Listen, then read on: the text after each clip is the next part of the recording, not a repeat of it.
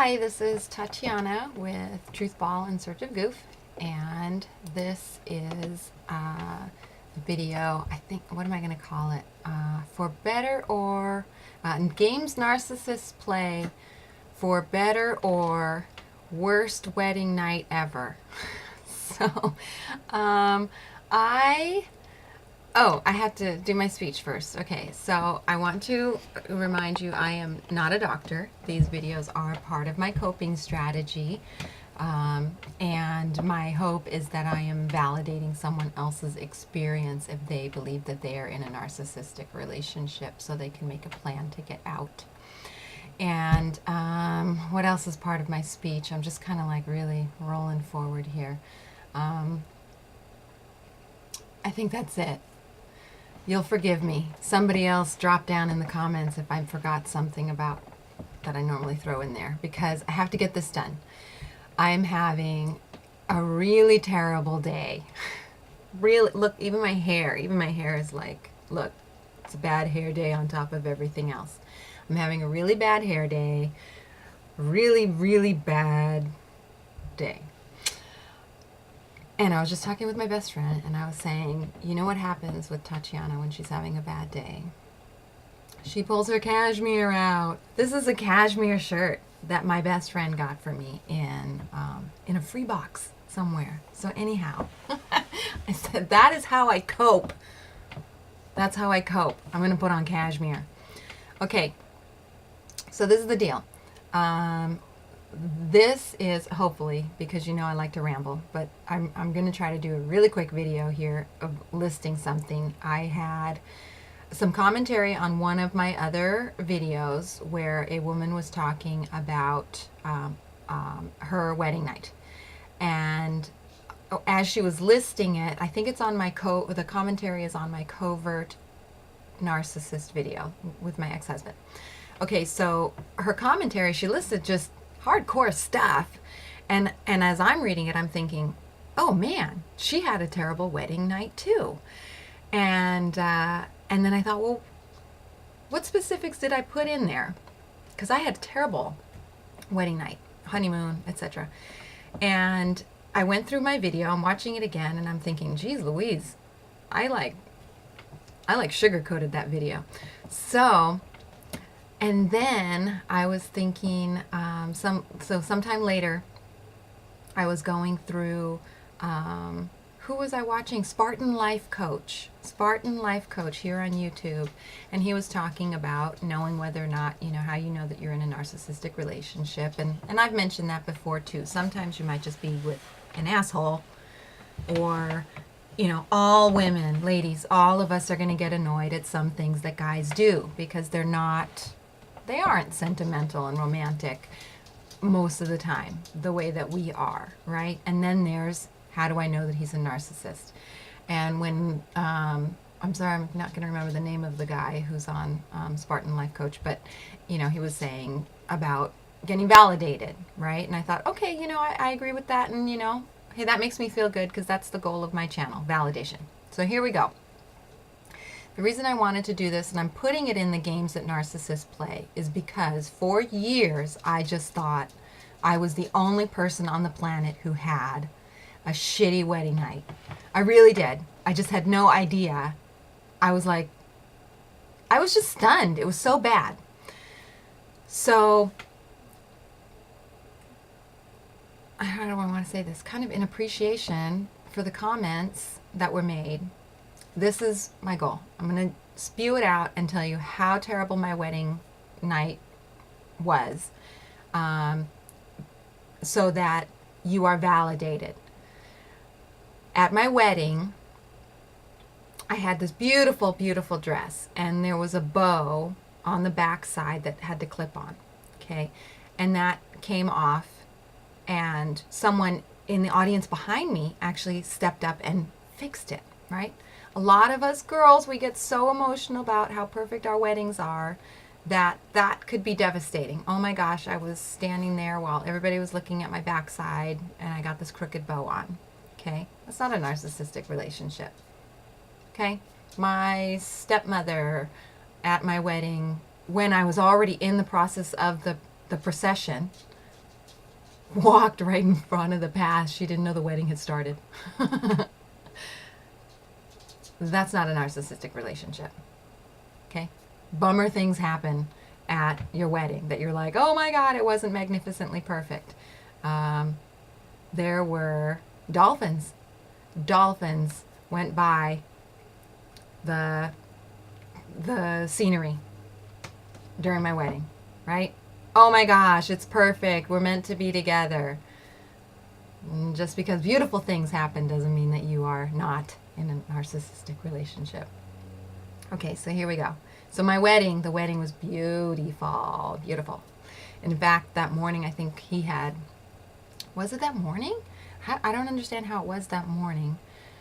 But anyway, I mean, he pulled me aside and we prayed and together. It was very eloquent and sweet, all that kind of stuff. And just truly, the wedding was beautiful. But as I mentioned in my Covert Narcissist video, he was laughing during the exchanging of the vows. Everybody's head is bowed in prayer so nobody can see him.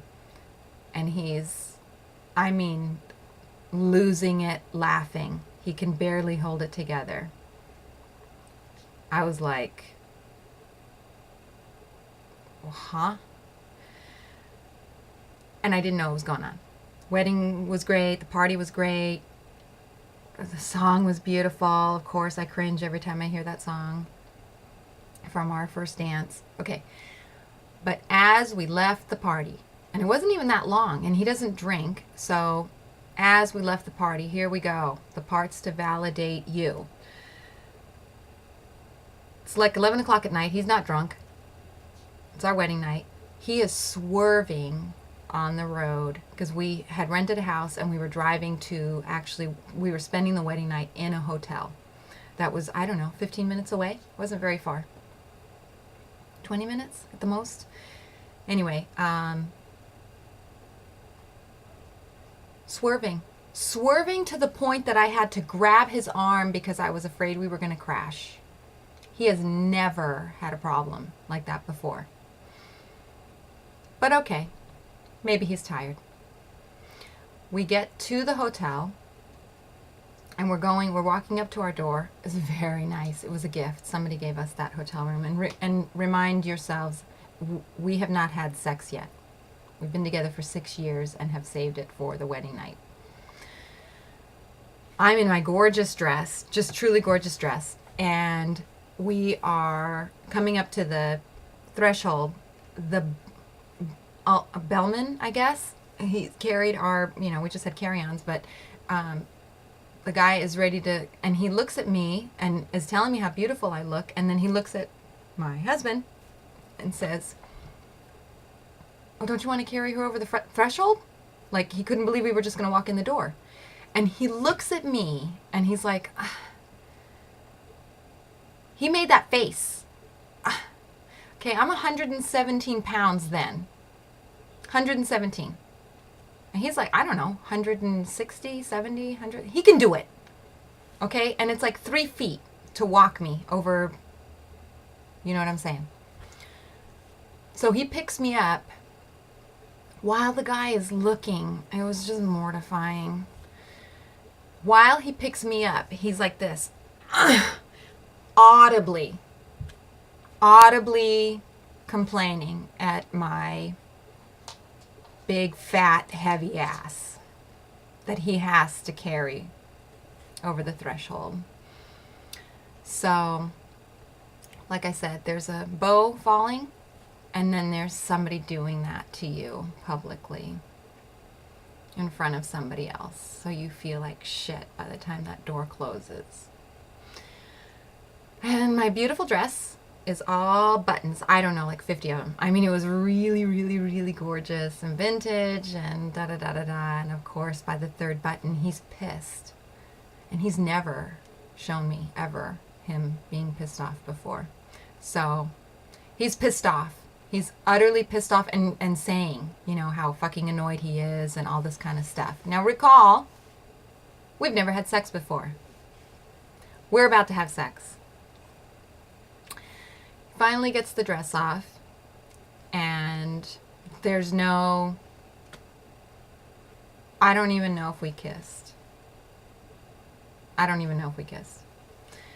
And,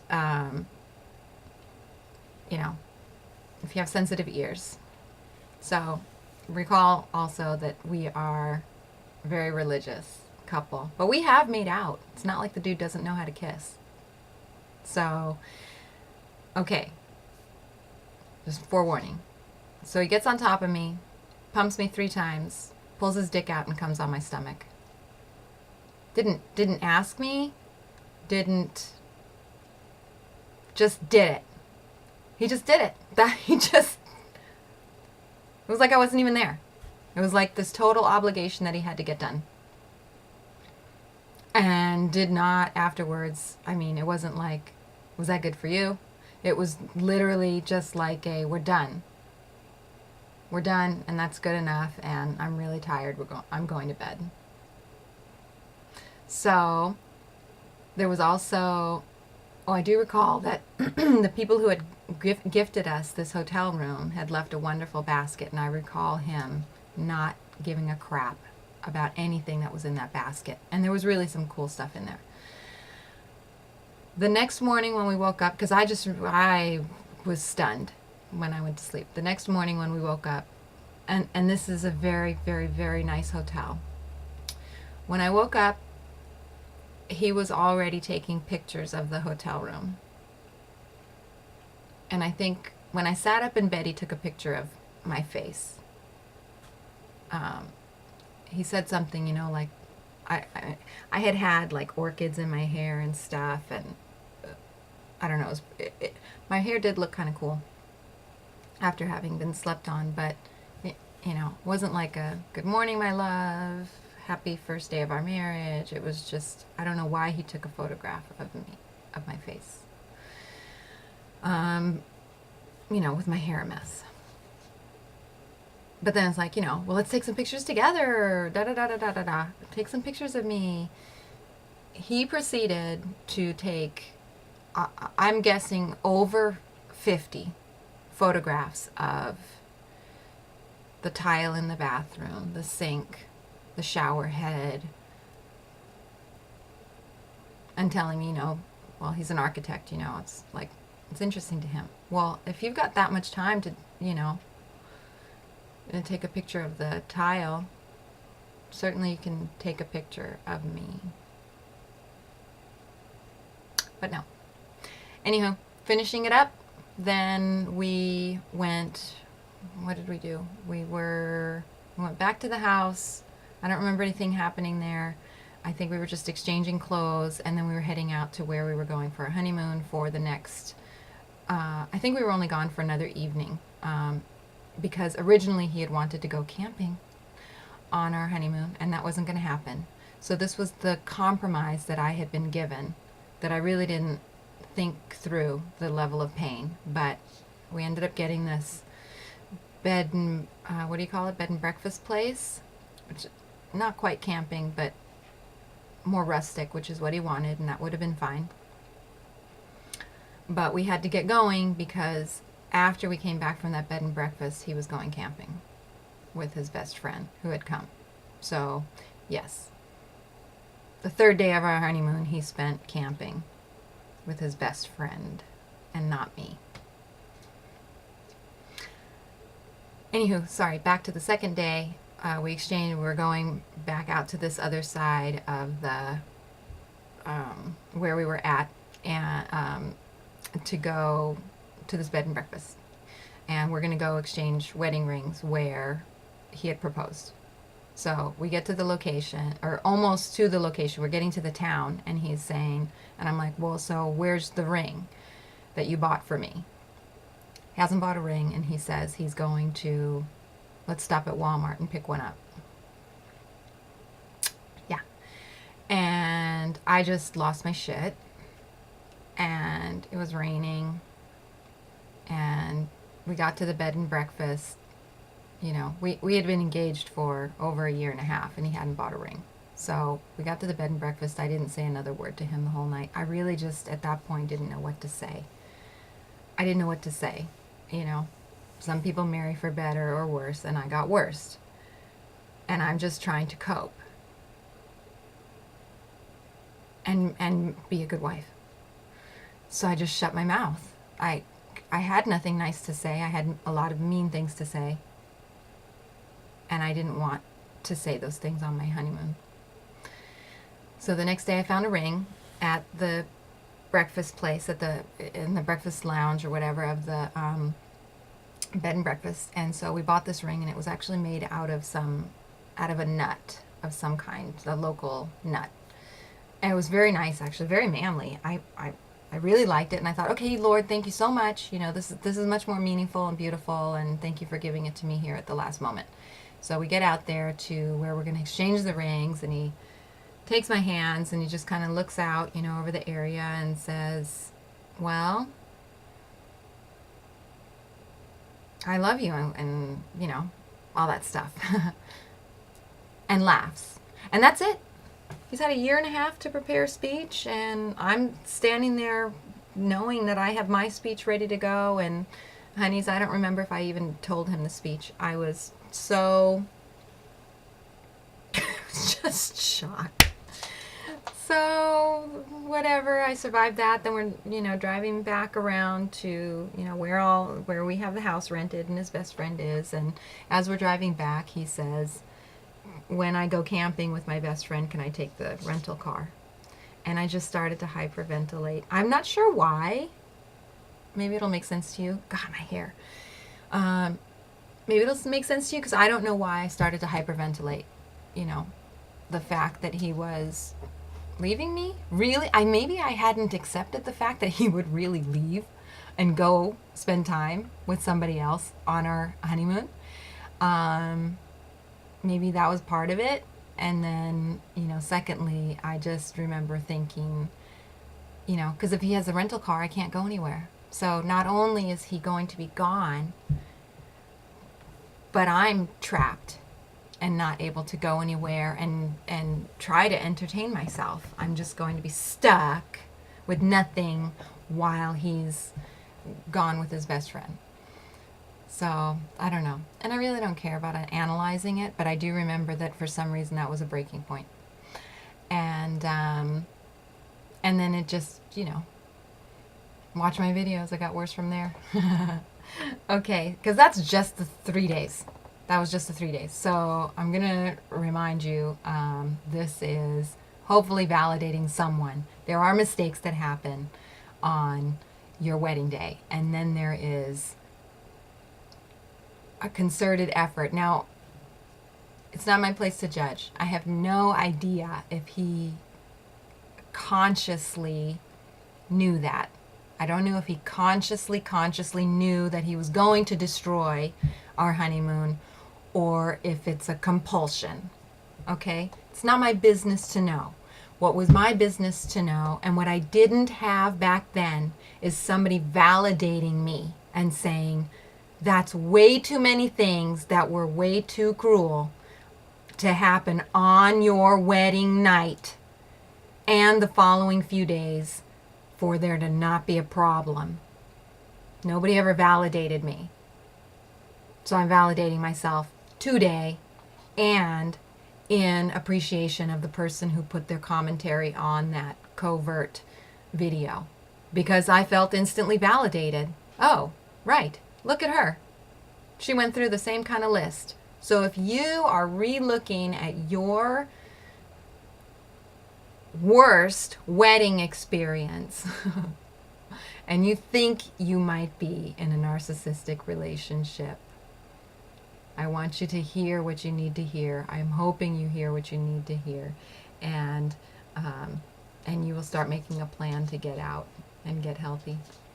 Okay, and also, I just want to dedicate this video to my ex-husband, who, I don't want to say, because I do like to be private, but today is July 19th, and tomorrow I am going to be set free from the last vestiges of that relationship, and I am so grateful that God set me free from that marriage. My loves, I want you to know that God loves you so much. And I did have to pray through it. If I had had to stay married to him because of God's approval, I have come to the place in my life that I know I have chosen I would rather burn in hell. And God does not want you suffering like that. He just doesn't. He doesn't. And then I found out later that while I was praying that, he was getting remarried. I'm free. Okay, so even though today is a hard day, I am celebrating a blessing tomorrow, my cashmere today, and hopefully celebrating that I validated someone else. And thank you all for your commentary validating me too. All right, much love, y'all.